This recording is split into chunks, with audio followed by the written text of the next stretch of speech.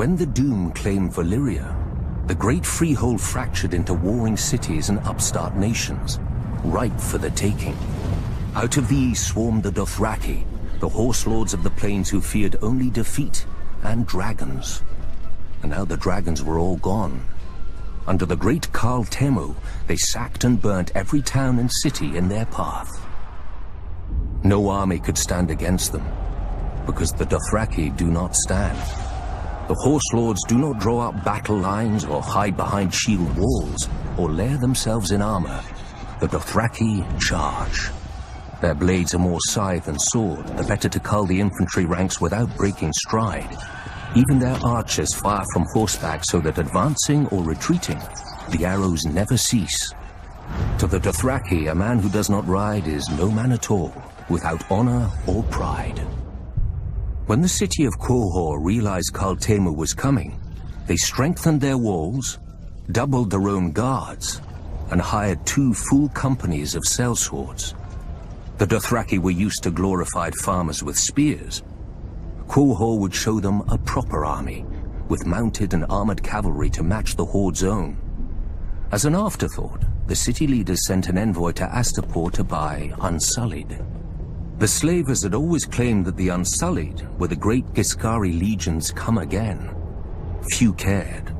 The dragon-burned ruins of Old Gis were a stark reminder that the age of the foot soldier was over. The envoy had his orders, however, and quickly bought 3,000 Unsullied for the long march back. For Unsullied do not ride. But while they marched, Khal Temu arrived at Qohor. I can imagine how pleased the Khal was to finally face a challenge. By the end of the battle, crows and wolves feasted on what remained of Qohor's heavy horse. All the sellswords had fled. Qohor knew that the Dothraki would very soon break through the gates to rape, slave, and burn at their pleasure. Yet the next day, Khal Temu woke to find, before the gates, 3,000 eunuchs in formation, armed with only spears, shields, and spiked helms. The Unsullied had slipped past the Khal's army in the night while the Dothraki feasted. Khal Temu had many times their number and could easily have flanked the small force. But to the Dothraki, men on foot are fit only to be ridden down. 18 times the horse lords charged, and 18 times the Unsullied locked their shields, lowered their spears, and held the line against 20,000 Dothraki screamers. When the Khal's archers rained arrows on them, the Unsullied lifted their shields above their heads until the squall passed. And then they held the line. In the end, only 600 Unsullied remained, but more than 12,000 Dothraki lay dead, including Khal Temu and all his sons.